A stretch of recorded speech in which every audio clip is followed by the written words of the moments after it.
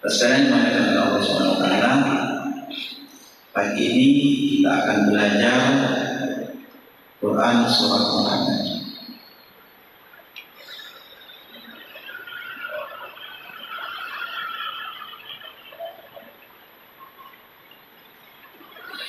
Kita akan belajar surah Muhammad.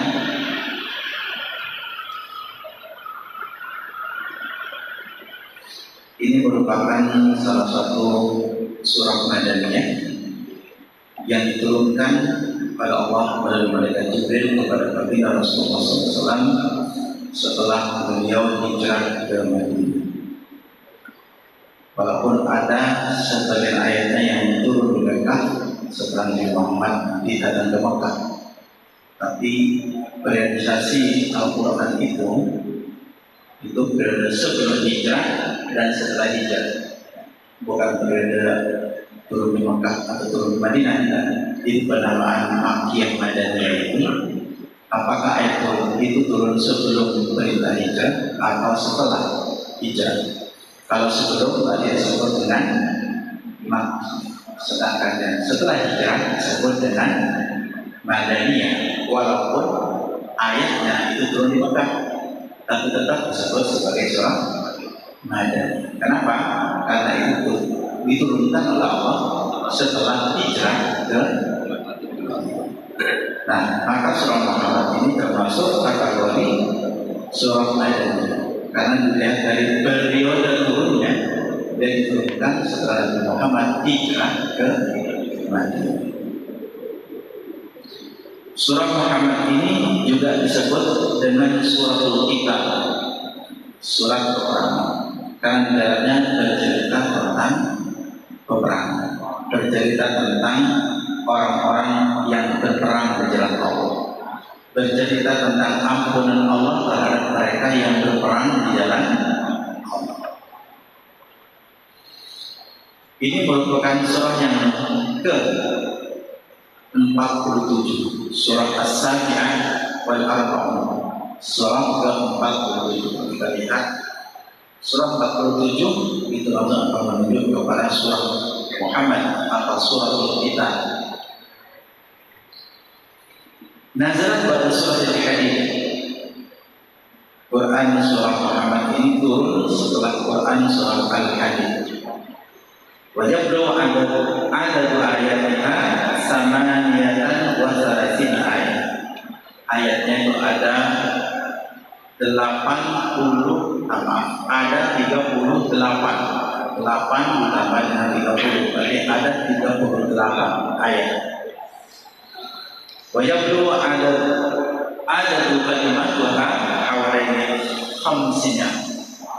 Sedangkan jumlah kata dalam Quran surah Muhammad itu mencapai kurang lebih 512 kata. Kemudian wa'adadu hurufiha alfain wa sarasumi'ah sittin. Sedangkan jumlah hurufnya itu ada 2360 harf. Siapa yang menghitungnya? Menghitungnya. Jadi mereka hafal ayatnya, dibaca ayatnya, ada berapa kata, dan ada berapa ayat, ada berapa kata, bahkan ada berapa huruf. Kalau sekarang sudah ada aplikasinya. Kalau dulu benar-benar benar-benar.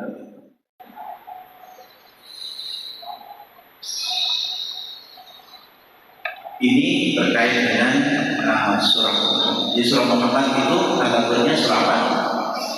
Surah Madaniyah. Kenapa disebut surah Madaniyah? Karena turunnya setelah hijrah Rasulullah SAW ke Madinah. Ya. Itu termasuk surat yang berapa? Yang ke-47. Turun setelah surat apa? Surah Al-Hadid. Ya. Ada berapa jumlah ayatnya? 38. Ada berapa jumlah katanya? 512 kata. Ada berapa huruf katanya? Ada 2360 60 kata. Itu dihitung manual. Ada keutamanya nggak hitung-hitung ya? Buktinya sekarang kita, begitu kan? Itu sudah keutamaan. Mereka itu malam-malam nggak tidur dengan itu. Dan banyak ulama yang memberikan pemandangan terhadap jumlah-jumlah kata huruf yang ada dalam Al-Quran, sehingga terjadilah keseimbangan dalam Al-Quran.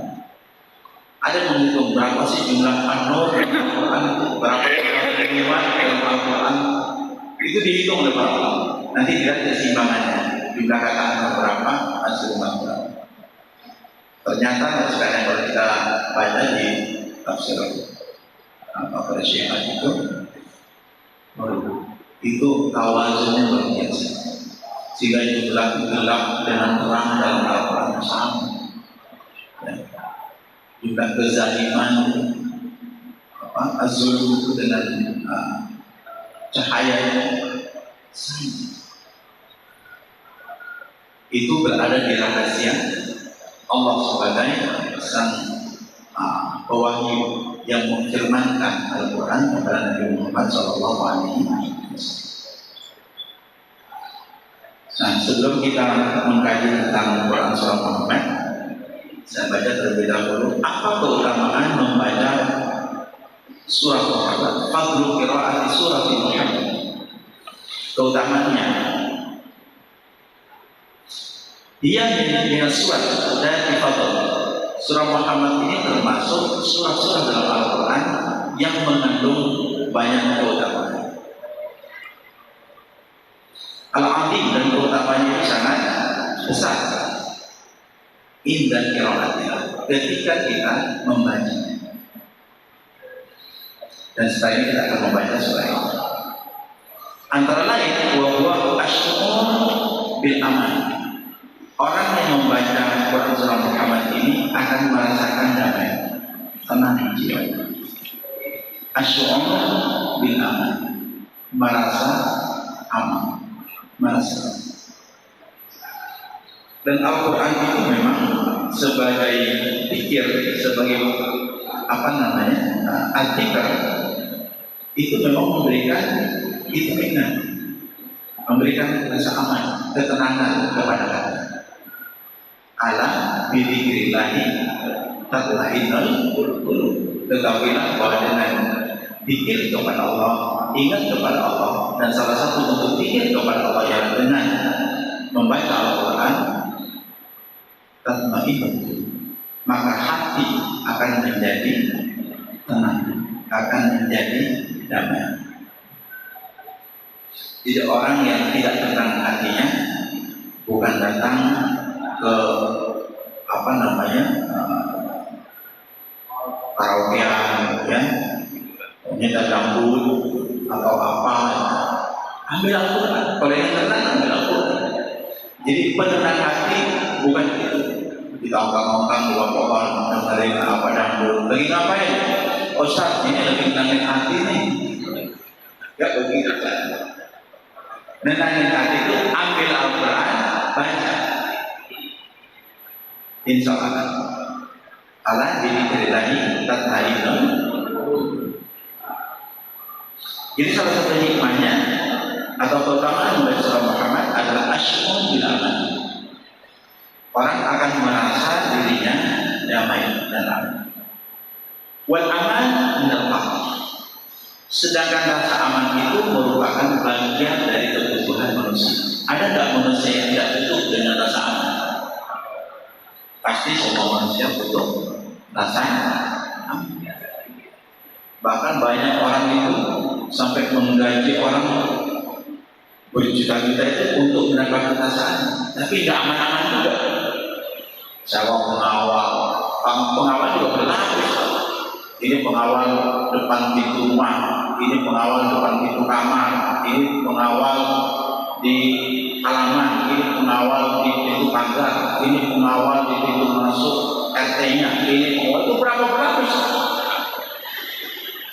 Jadi orang sampai ke sana itu juga melalui pengaman-pengaman. Tujuannya apa? Dia ingin merasa aman. Tapi bagi orang yang kemarin itu yang sesimu mobil, yang tampil sebagai penantang Allah, akan merasa aman nggak dengan seperti itu? Nggak akan ada. Silakan disewa beribu-ribu pengaman. Kalau dia sudah menantang Allah, tidak akan menemukan perasaan. Tapi bagi orang yang sangat taat kepada Allah, dalam keadaan apapun dia damai bersama. Ya. Suruh perang, orang perang itu dicari sama mereka. Orang-orang beriman itu sampai memaksa Rasul untuk ikut perang. Rasul nanya, kamu punya orang tua? Iya. Orang tua saya sakit, jangan berperang.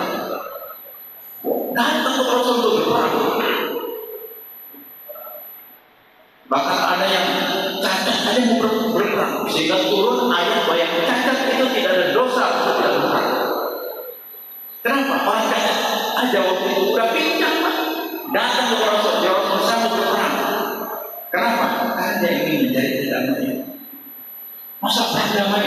Damai jiwanya. Perang ada perang damai, tapi jiwa yang damai. Nah karena itu orang yang aman jiwanya, tenang jiwanya, damai jiwanya, apapun yang terjadi, dia merasa damai bersama dengan Allah Subhanahu.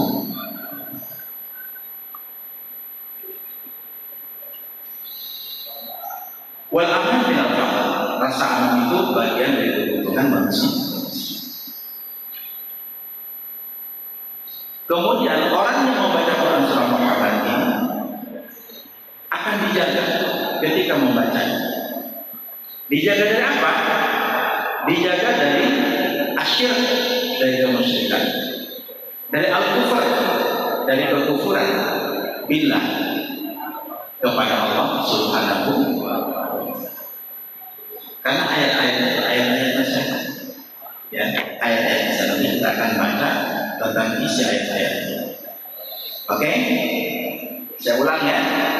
Jadi surah Muhammad ini memiliki keutamaan yang luar biasa. Antara lain apa yang pertama?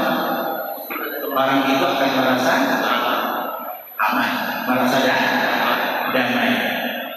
Dan rasa aman damai itu merupakan kebutuhan setiap manusia. Yang kedua apa? Orang itu akan dipelihara oleh Allah dari kemusyrikan. Yang kedua dari kekufuran. Karena ayat-ayatnya memang memberikan nasihat kepada kita semuanya untuk waspada terhadap kemusyrikan dan kekufuran. Kemudian di sini dijelaskan bahwa benar hadis atau dhaifah. Ada juga keterangan hadis dhaif yang sering dikutip oleh orang-orang dan masyhur. Makanya dikutip di sini. Apa antara lain? Ila anna man yaqra surah Al-Karimah, wa siapa yang membaca surah yang mulia ini, Allah Subhanahu wa ta'ala sayyidihi min anharil jannah, akan memberikan minum dari telaga surga. Kontennya benar, tapi isi hadisnya menurut ulama itu banyak. Ya orang kalau sudah masuk surga, dia pasti akan diberikan minum dari telaga surga. Orang yang dapatkan syafaat Nabi Muhammad nanti di akhirat dia akan meminum dari telaga Nabi Muhammad SAW. Tapi redaksi hadis itu dipandang dhaif. Wa man tufiya wa huwa yaqra'uha shalla fi qabrihi al-fumal. Juga ada hadis yang sering dikutip juga oleh ulama dan hadis dhaif, bahwa siapa yang meninggal dunia dalam keadaan dia sedang membaca Quran surah Muhammad, sholat, ya, akan sholat di qabrihi, di kuburnya al-fumal, 1000 malaikat.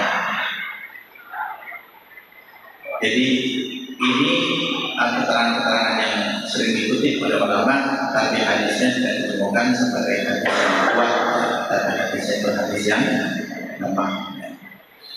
Hadis yang lemah. Yang lain dimuliakan Allah Subhanahu wa taala itu antara lain tentang keutamaan membaca Quran surah Muhammad. Sebelum kita mengkaji tentang tafsirnya, mari kita juga kenali terlebih dahulu apa sebab turunnya surah Muhammad. Sebab turunnya surah Muhammad. Surah Muhammad ini turun yang dialamatkan kepada penduduk Mekah. Turunnya di Madinah, tapi indikasinya itu kepada penduduk Mekah. Sekaligus juga kepada penduduk Madinah. Apa yang berdampak kepada penduduk Mekah? Di situ disebut alladzina kafaru wa saddu an sabilillah di awal surah. Alladzina kafaru wa saddu an sabilillah. Orang-orang yang kafir dan mereka menghalang-halangi dari jalan Allah. Dan ini adalah ciri dari orang-orang kafir Mekah, yakni ahli Mekah. Jadi maksud oleh ayat alladzina kafaru kemudian wasaddu an sabilillah itu maksudnya adalah ahli Mekah, penduduk kota Mekah yang kafir. Kemudian ayat berikutnya walladzina amanu wa 'amilus shalihat. Kalau kita lihat di surah Muhammad,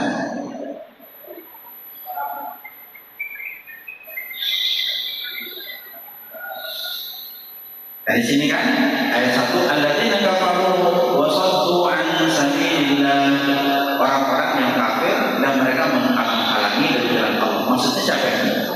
Adalah penduduk kota Mekah.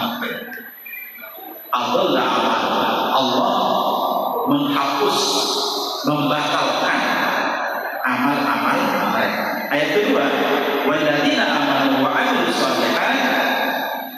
Walladzina amanu wa 'amilus shalihat maksudnya adalah al-ansar, adalah kaum muslimin penduduk Madinah yang menjadi apa?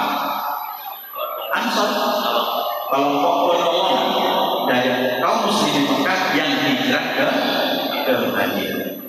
Jadi itu di ayat kedua, walladzina amanu wa 'amilus shalihat maksudnya adalah al-ansar, adalah kaum Ansar, berarti dia adalah penduduk Madinah, yakni al-Ansar. Jadi di dua ayat pertama ini Allah menunjuk kota Mekah, penduduk kota Mekah yang kafir yang selalu menghalang-halangi Rasulullah ya untuk dakwah di jalan Allah. Sedangkan ayat yang kedua Allah bercerita walladzina amanu wa 'amilus shalihat adalah penduduk kota Madinah yang memberikan pertolongan terhadap kaum mukmin Mekah yang ketika itu hijrah ke Madinah.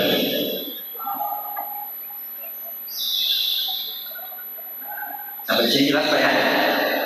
Saya lanjut. Wa nazalat al-ayat walladzina qatalu fi sabilillah falan yudilla a'malahum. Kemudian dan orang-orang yang berperang di jalan Allah maka tidak akan pernah terhapus amal.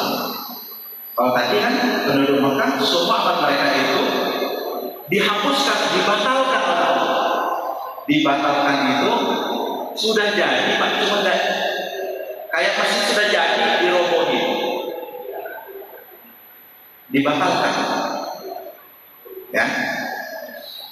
Nah sedangkan orang-orang yang qatalu fi sabilillah mereka berjuang di jalan Allah fala yudilla, Allah tidak akan pernah membatalkan amal-amal baik mereka.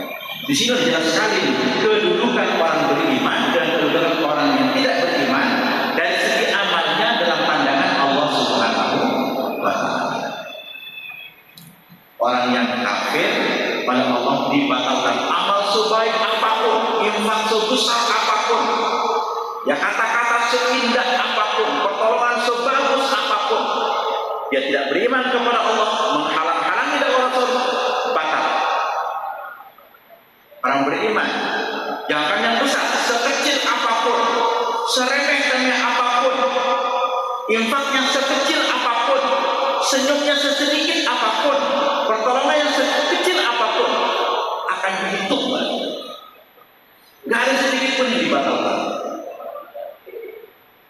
Udah jelas perbedaannya. Jadi manfaat kebaikan itu ada manfaatnya kalau seseorang beriman. Kalau nggak beriman, nggak ada manfaatnya. So besar apa? Nggak ada manfaat. Tapi begitu orang beriman, sekecil apapun ada manfaat. Ada kebaikan dari Allah Subhanahu wa Ta'ala. Kemudian, walladzina qatalu fi sabilillah falyudil amal. Dan orang-orang yang berjuang di jalan Allah tidak akan pernah dihapus amalnya. Siapa itu? Adalah tentara muslimin yang ketika itu berjuang dalam perang Uhud, ya. Fi yaumil Uhud. Jadi ayat itu turun ditujukan kepada kaum muslimin yang ketika itu gugur di perang Uhud. Perang Uhud itu setelah perang Badar. Di perang Badar itu kan umat Islam mengalami kemenangan yang luar biasa, ya. Karena ketika itu jumlah umat Islam sangat sedikit, kaum musyrikin dari Mekah sangat banyak. Itu 300 banding 1000 sekian, 3 kali lipat mereka, dengan senjata yang jauh lebih lengkap, kendaraan yang jauh lebih lengkap, kemudian logistik yang jauh lebih lengkap. Perang Islam ketika itu jumlahnya sangat sedikit, senjatanya sederhana, ibaratnya dulu bambu runcing melawan apa? Ya, melawan senapannya, melawan tembak. Jumlahnya sangat sedikit, ya. Kemudian logistiknya sangat terbatas. Tapi Allah memberikan kemenangan ketika itu kepada kaum muslimin di perang Badar. Di perang Uhud Allah uji. Ketika kaum muslimin semakin banyak, biasanya orang semakin mengandalkan kekuatan dirinya sendiri, ya. Ketika kau berdaya, yang mengandalkan kekuatan siapa? Allah. Ketika berdaya, yang mengandalkan kekuatan siapa? Kita. Ya coba kita juga begitu. Coba kalau kita lagi nggak punya apa-apa, ya. Wah itu semuanya serba Allah. Kita bergantung kepada Allah. Begini ya terserah Allah. Nanti makanya apa ya, urusan Allah nah itu. Kau udah nggak berdaya. Coba begitu Allah sudah berikan kepada kita, kasih ini kasih ini. Makan apa nanti siang? Terserah kita makan apa aja, banyak tuh. Mau naik apa? Pilih aja mau naik apa. Itu sudah makin sombong, bukan? Ada di sini tuh. Udah semakin apa namanya? Tingkat tawakalnya kepada Allah sudah semakin rendah. Kenapa? Kekuatannya bertambah. Makanya diuji orang-orang yang merasa kurang membutuhkan Allah, diuji Allah. Oke, kamu sekarang tak butuh saya. Ya hadapi hidup kamu oleh kamu sendiri itu capek. Memikul hidup ini oleh kita sendiri itu berat sekali. Ya, kita diberikan kemudahan seperti ini karena pertolongan Allah. Kalau dipikul sendiri nggak kuat. Ya silakan aja dicoba. Hidup ini jangan dilibatkan Allah. Rasakan beratnya ini. Ya. Kadang-kadang anak-anak baru sukses, itu sudah mulai lupa kepada penciptanya. Nanti begitu sulit menghadapi hidup, baru dia kembali lagi kepada Allah Subhanahu wa Ta'ala. Ya kalau nggak percaya, hadapi aja dulu hidup dengan tenaga kita sendiri. Kalau sudah capek, nanti baru kita kembali kepada Allah. Kalau nggak percaya, ya. Tapi kalau mau kita percaya dari awal, ya udah dari sekarang kita langsung tingkat tawakal kita dinaikkan, libatkan Allah dan semua urusan kita, maka urusan kita itu akan menjadi lebih mudah. Nah ayat tadi, walladzina qatalu fi sabilillah falyudil a'malahum. Kita akan kemudian ayat ini surah Muhammad. Kita belum sampai bahas ayatnya, baru sabab nuzulnya. Itu turun ketika untuk tentara Uhud yang gugur di medan perang. Allah memberikan penjelasan fala yudilla amalah. Allah sama sekali tidak akan pernah membatalkan sedikit pun amal mereka. Kemudian lanjutannya, waqad qila, ada juga mengatakan unzilat yauma Uhud wa Rasulullah sallallahu alaihi wasallam fi syak. Ada juga yang mengatakan bahwa ini diturunkan ketika sedang terjadi perang Uhud, di mana ketika itu Rasulullah berada di markas, yang di Makassar. Ketika itu Khalid bin Walid itu kan lewat di balik gunung. Kalau kita lihat yang mati salah, dia begitu mati Islam sudah menunjukkan panah-panahnya di atas bukit. Orang-orang kafir itu sudah sudah kacau balau. Mereka sudah banyak yang ingin kembali ke Mekah, mereka melarikan diri. Di film itu kemudian kelihatan tentara Islam itu banyak yang turunkan dari gunung kan, melanggar perintah Nabi. Kata Nabi kan suruh tetap di atas, jangan turun ke bawah, tetap di atas. Para pemanah tetap di atas. Karena di bawah itu banyak harta rampasan perang. Mereka ingin memperoleh harta rampasan, ingin berebut harta. Nah, musuh itu sedang kalah kabut. Kenapa? Karena dihujani oleh panah dari bukit-bukit. Apa yang boleh terjadi? Mereka turun. Khalid bin Walid itu sebagai panglima perang yang cerdas ketika itu melihat Islam turun dari bawah, begitu kekuatannya sudah hilang kan? Yang tadinya kekuatan musuh yang dikendalikan oleh umat Islam turun. Nah, gimana mereka? Sejajar sekarang. Udah mereka dibalik turun. Yang tadinya mereka menghujani dengan panah, sekarang mereka itu dikejar-kejar oleh musuh. Seakan-akan mereka itu lewat balik gunung mengejar umat Islam. Ketika itulah banyak syuhada yang meninggal di medan. Allah menghibur mereka dengan walladzina qatalu fi sabilillah falyu'minun. Orang-orang yang gugur di perang Uhud ketika itu tidak akan sedikit pun dibatalkan oleh Allah amal-amal. Nah,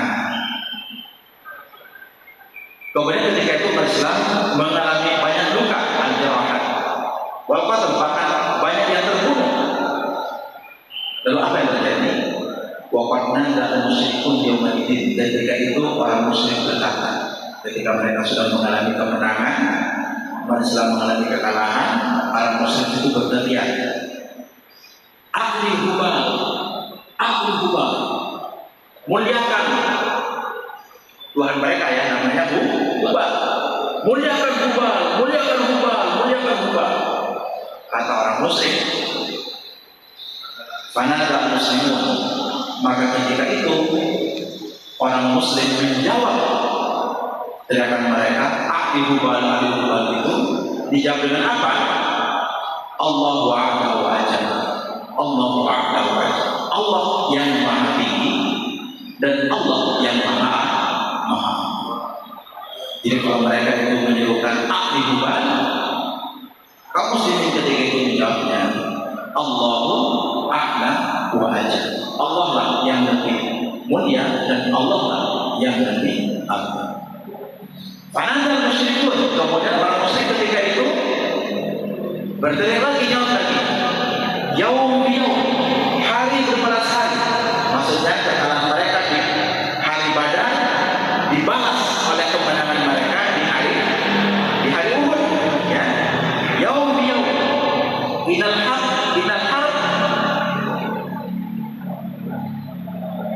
siap. Sesungguhnya perang itu adalah pertempuran, pertarungan, perdebatan. Jadi bukan hanya senjata yang bertemu dengan senjata, tapi kata juga bertemu dengan kata. Idal harb as-senjata, idal harb senjata. Sesungguhnya perang itu merupakan perdebatan. Inna lana uzza wa la uzza. Kami punya uzza sedangkan kalian tidak punya uzza. Itu kata orang-orang muslim. Jadi mereka merasa ditolong oleh Tuhan mereka yang bernama Uzza. Kami punya Uzza Wa qala Rasulullah sallallahu alaihi wasallam, Rasulullah menjawab, Allahu maulana, Allah adalah Tuhan kami, Allah penolong kami, wala maula, dan kalian tidak punya penolong. Nanti akan diuji siapa penolong sebenarnya. Akan diuji oleh keadaan siapa penolong sebenarnya.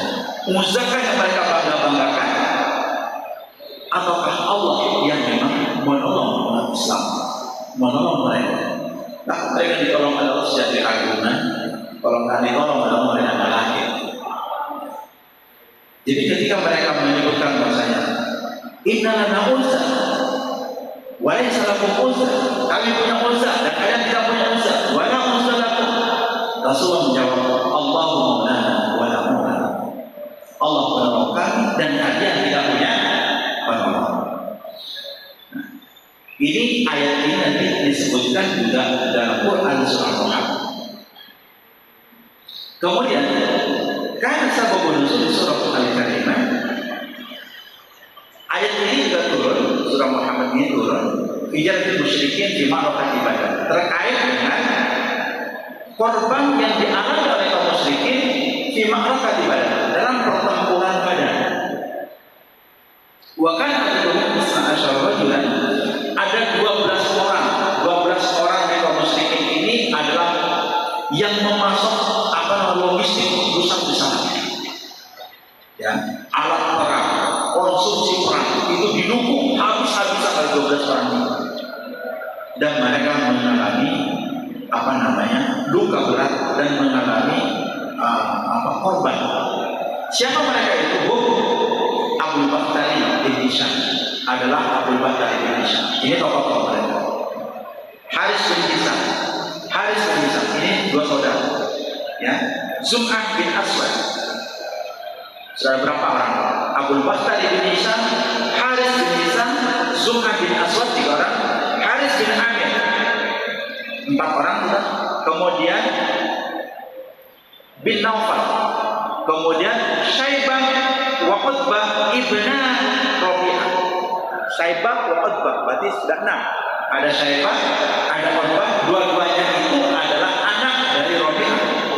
Kemudian Abu Jahal ada 7. Hakim bin Hizam ada 8. Kemudian Nubai wa Munabbih ibn al-Hajjaj 10, ya. Nubai dan Munabbih dua-duanya adalah anak dari Al-Hajjaj, sudah ada 10. Kemudian Umayyah wa Ubay, ada Umayyah dan Ubay ibn Khalaf, dua-duanya merupakan anak Khalaf, berarti ada 12 tokoh inilah yang mendukung habis-habisan biaya perang, karena mereka adalah alumnianya kaum muslimin di kota Makkah, dan mereka itu semuanya mengalami luka. Maka disebutkan bahwa ayat ini turun terkait dengan 12 tokoh muslim yang mendukung dalam peperangan Badar, ya. Mereka itu habis-habisan memberikan dukungan material, ya, terutama material dalam restoran tersebut, dan mereka mengalami luka dan korban.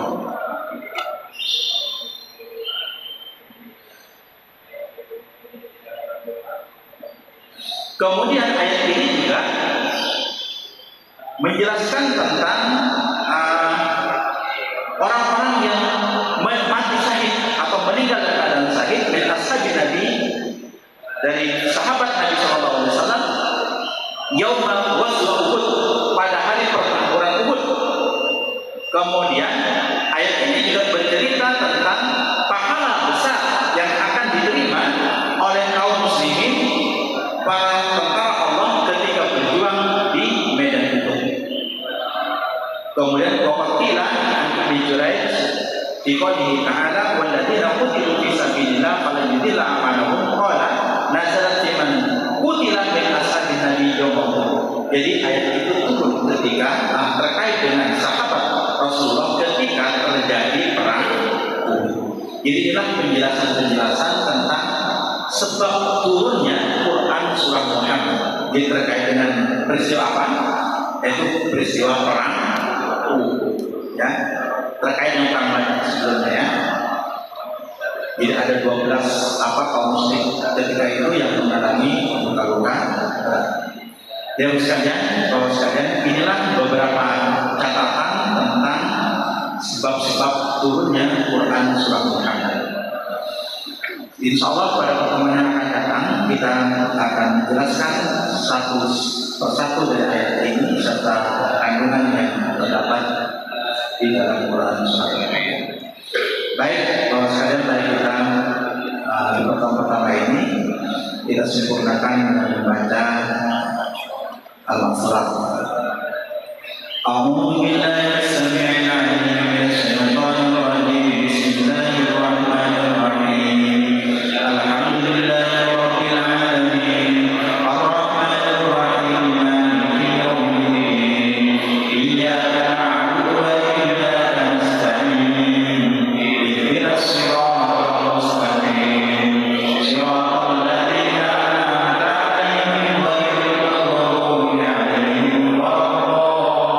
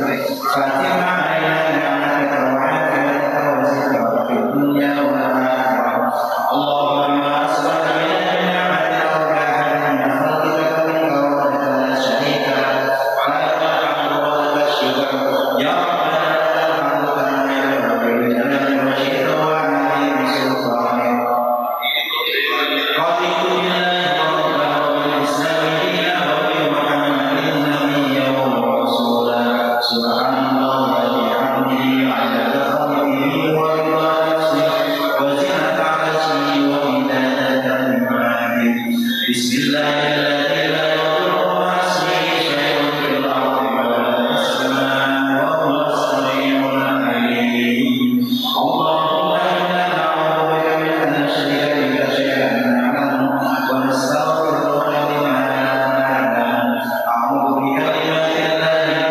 التامات من شر ما خلق أعوذ بكلمات الله التامات من شر ما خلق أعوذ بكلمات الله التامات من شر ما خلق اللهم إنا نعوذ بك من الهم والحزن ونعوذ بك من العجز والكسل ونعوذ بك من الجهل والبخل ونعوذ بك من غلبة الدين وقهر الرجال اللهم عافنا في بدننا اللهم عافنا في أسماننا اللهم عافنا في أبصارنا لا إله إلا أنت اللهم إنا نعوذ بك من الكفر والفقر ونعوذ بك من عذاب القبر لا إله إلا أنت اللهم أنت ربنا لا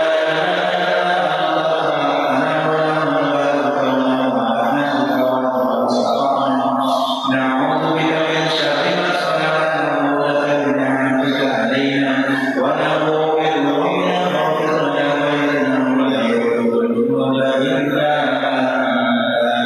أستغفر الله العظيم الذي لا إله إلا هو الحي القيوم وأتوب إليه أستغفر الله العظيم الذي لا إله إلا هو الحي القيوم وأتوب إليه أستغفر الله العظيم الذي لا إله إلا هو الحي القيوم وأتوب إليه اللهم صل على سيدنا محمد وعلى آل سيدنا محمد كما صليت على سيدنا إبراهيم وعلى آل سيدنا إبراهيم وبارك على سيدنا محمد وعلى آل سيدنا محمد كما باركت على سيدنا إبراهيم وعلى آل سيدنا إبراهيم في العالمين إنك حميد مجيد سبحان الله والحمد لله ولا إله إلا الله والله أكبر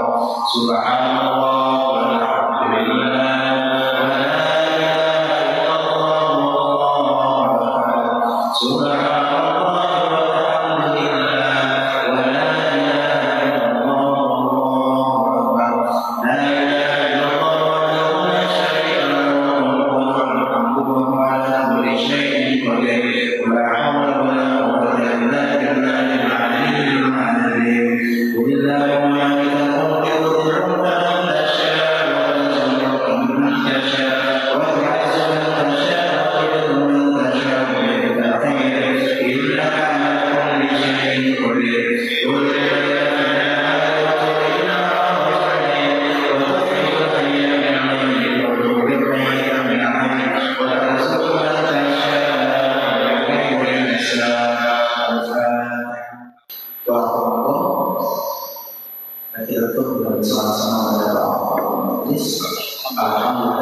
Alhamdulillah